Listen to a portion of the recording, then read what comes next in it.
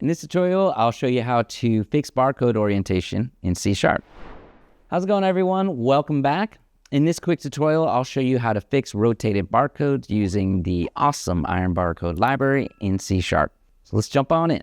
First things first, head over to your NuGet package manager and search for Barcode by Iron Software. This is the one you'll be needing. As you can see, I've already installed it. Once that's done, go to your program.cs file. At the top, we've got the using statements ready for IronBarcode and system. Also, make sure to add your license key. I've added mine inside this region here, but make sure you don't skip that part or your code won't run properly. All right, so now on to the fun part. We're setting up barcode reader options. There's one key thing happening here. We're enabling auto-rotate. This tells IronBarcode to automatically correct any barcode that's scanned at an angle.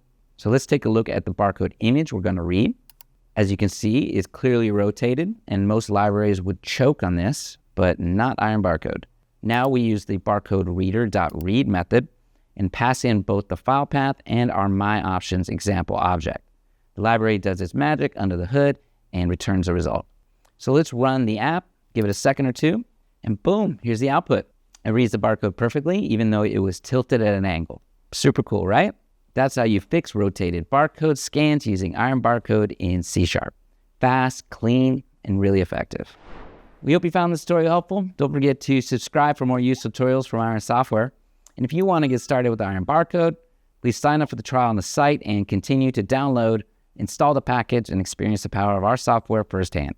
Click the link below in the description. Check it out for yourself.